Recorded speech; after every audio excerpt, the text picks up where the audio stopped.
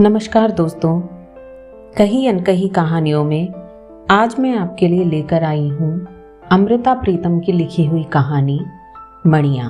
संध्या घेराने को थी जब विद्या के पति जयदेव अपने काम से वापस आए और विद्या ने घर का दरवाज़ा खोलते हुए देखा उनके साथ एक अजीब सा दिखता हुआ आदमी, बहुत मैला सा कुर्ता पहने हुए, गंदा सा बदन।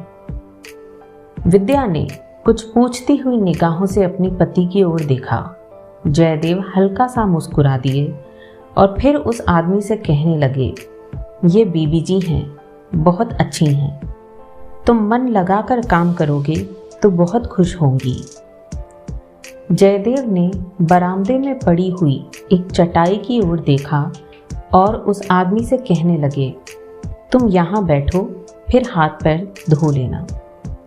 और विद्या से कहने लगे, तुम चाहती थी ना कि काम के लिए कोई ऐसा आदमी मिले जो खाना पकाना भले ही न जानता हो मगर ईमानदार हो। जयदेव ने कमरे के दीवान पर बैठते हुए कहा, मनु कहाँ है? खेलने गया है, अभी आता होगा। जयदेव कहने लगे, मनु से एक बात कहनी है। ये बहुत सीधा आदमी है लेकिन डरा हुआ है, खासकर बच्चों से डरा हुआ है। एक मेरे दफ्तर के शर्मा जी हैं, उनके पास था। वे इसकी मेहनत की और ईमानदारी की तारीफ करते हैं, लेकिन उनके बच्चे इसके बस की बात नहीं। उनके 5 बच्चे हैं, एकदम शरारती, इसे शतुरमुर्ग कहकर परेशान करते थे। उनकी पत्नी भी थोड़ी तेज मिजाज की है।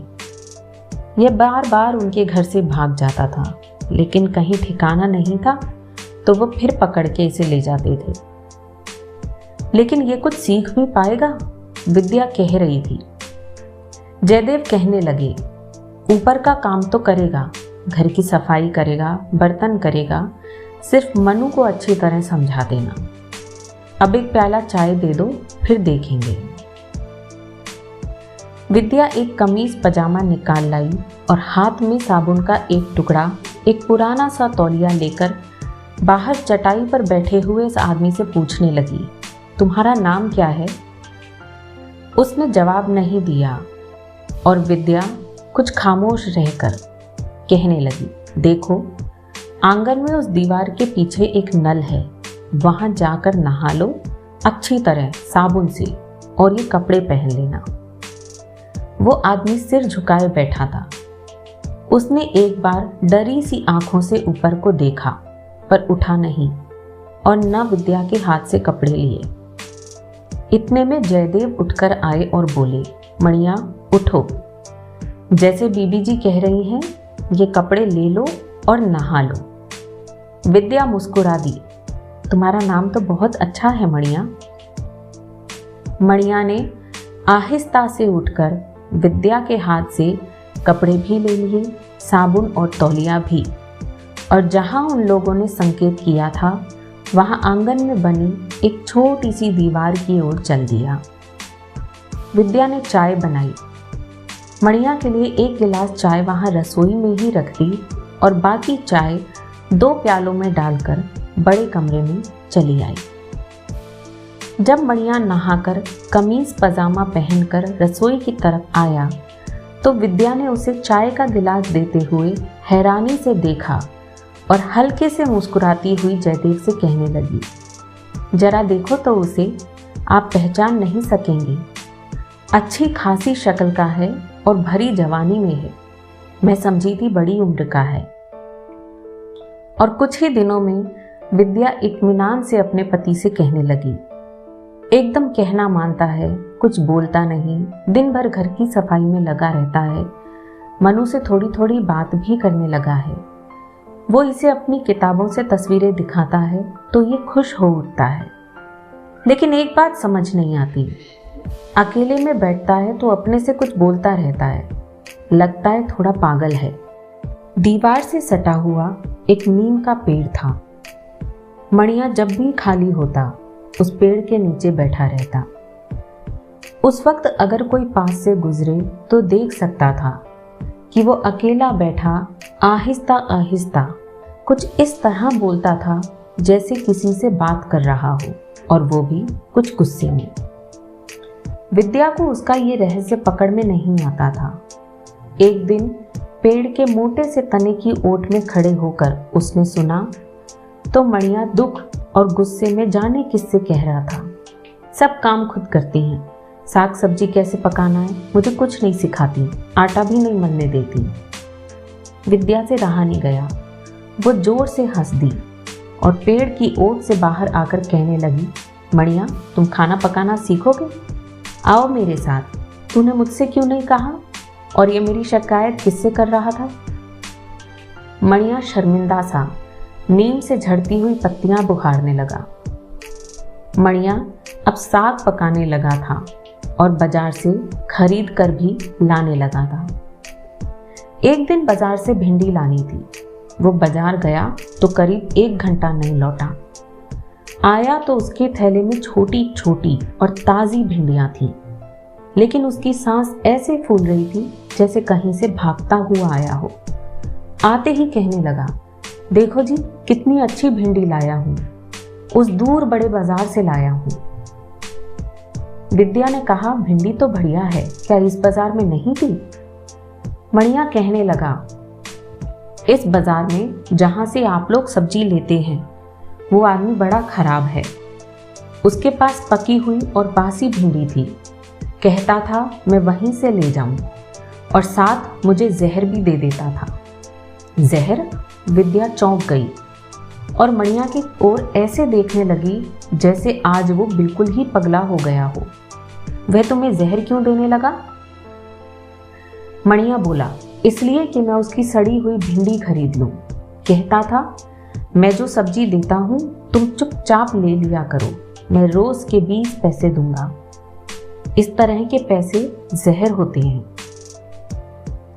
विद्या मणिया की ओर देखती रह गई, फिर हल्के से मुस्कुराकर पूछने लगी, ये तुम्हें किसने कहा कि इस तरह के पैसे जहर होते हैं? मणिया आज बहुत खुश था। बताने लगा, माँ ने कहा था जब मैं छोटा था, किसी ने मुझे किसी दूसरे के बाग से आम तोड़कर लाने को कहा था और मैं तोड़ लाया तो उसने मुझे 50 पैसे दिए। जब मैंने वो पैसे माँ को दिए तो उन्होंने कहा, ये जहर तू नहीं खाएगा, जाओ उस आदमी के पैसे उसी को देकर आओ और फिर किसी के कहने पर तू चोरी नहीं करेगा। और विद्या चुपचाप उसकी ओर देखती रह गई थी।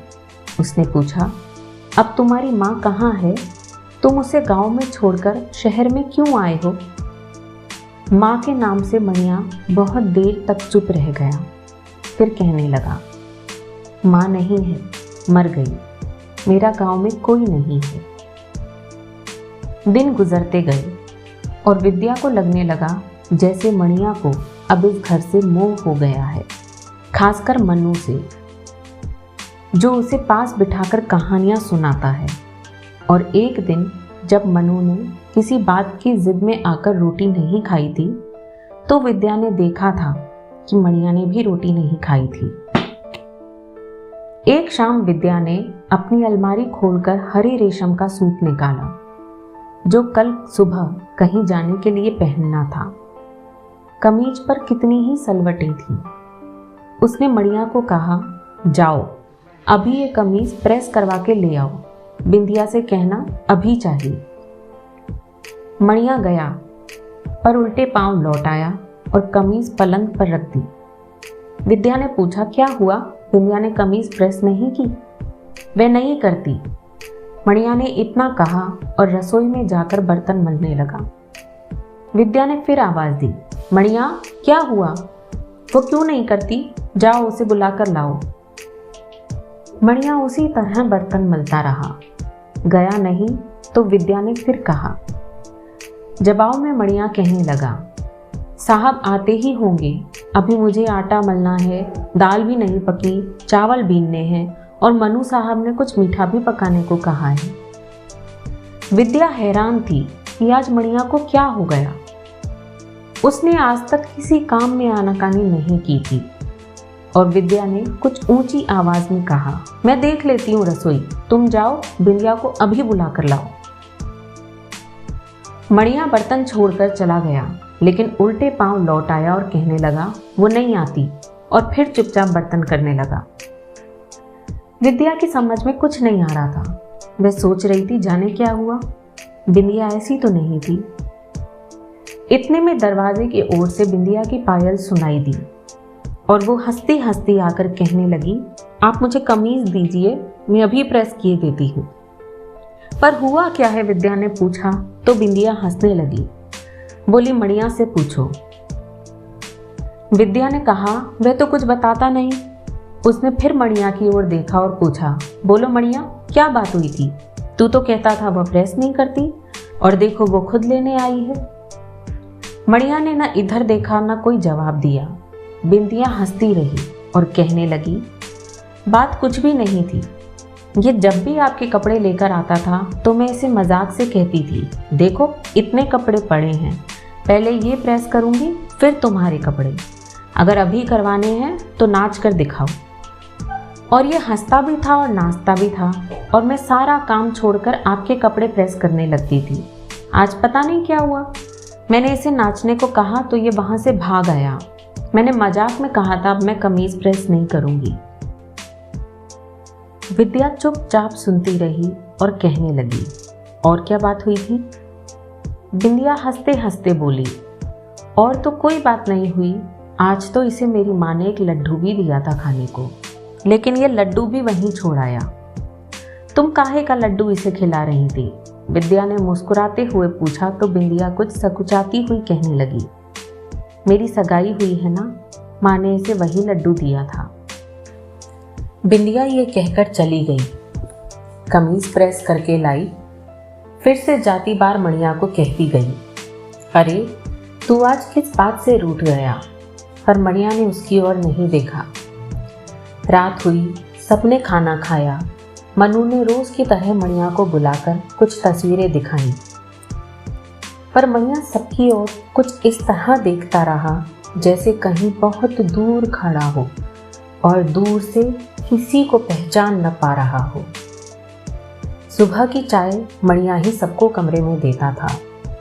सूरज निकलने से पहले जब सूरज की किरण खिड़की में से विद्या की चारपाई तक आ गई, तब भी कहीं मणिया की आवाज नहीं आ रही थी। उस दिन विद्या जल्दी से उठी, रसोई घर में गई, पर मणिया वहां नहीं था। जयदेव भी उठे, देखा, कुछ परेशान हुए, पर विद्या ने कहा, आप घबराइए नहीं, मैं बाहर नीम के पेड़ तले देखती हूँ, वह जरूर वहीं होगा। और विद्या ने हौले से जाकर पेड़ के तने की ओट में होकर देखा, मणिया सचमुच वहीं था, अपने में खोया सा, कांपते होठों से बोले जा रहा था, जाओ तुम भी जाओ, तुम भी अलसी हो, तुम वही हो अलसी, जाओ जाओ। विद्या ने मणिया के करीब जाकर उसके कंधे पर हाथ रख दिया और आहिस्ता से बोली, अलसी कौन थी, कहाँ चली गई? मणिया अपने में खोया सा बोलने लगा, वो मेरे साथ खेलती थी, दोनों जंगल में हम खेलते थे, कहती थी नदी के पार जाओ और उस पार की बेरी के बेट तोड़ कर लाओ। मैं नदी में तैर जाता था और दूसरे किनारे पर से बेर लेकर आता था। कहाँ चली गई वो? विद्या की आवाज़ हवा के झोंके की तरह उसके कानों में पड़ी तो वो कहने लगा, अलसी का ब्याह हो गया, वो चली गई। विद्या ने मणिया के कंधे को झकझोरा, कहा, चलो उठो। मणिया ने एक बार विद्या की ओर देखा, पर कहा कुछ नहीं। उसी तरह फिर खाला में देखने लगा।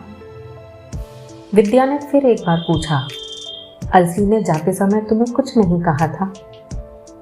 मणिया अपने बदन पर झड़ती नीम की पत्तियों को मुट्ठी में भरता हुआ कहने लगा, आई थी ब्याह के लड्डू देने के लिए, और मुट्ठी खोलकर नीम की पत्तियों को जमीन पर बिखेरता हुआ कहने लगा, मुझे लड्डू खिलाती है।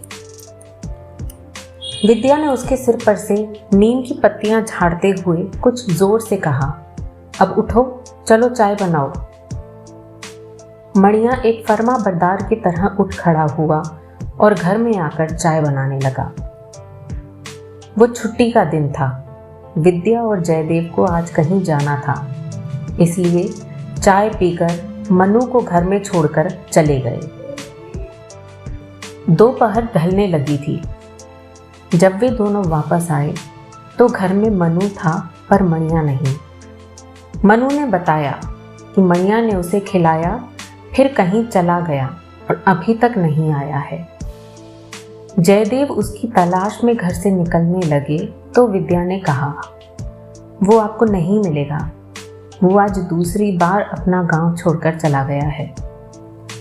जयदेव ने विद्या की ओर देखा, पूछा, पर क्यों? विद्या कुछ देर खामोश रही, फिर कहने लगी, अब एक और अलसी का ब्याह होने वाला है।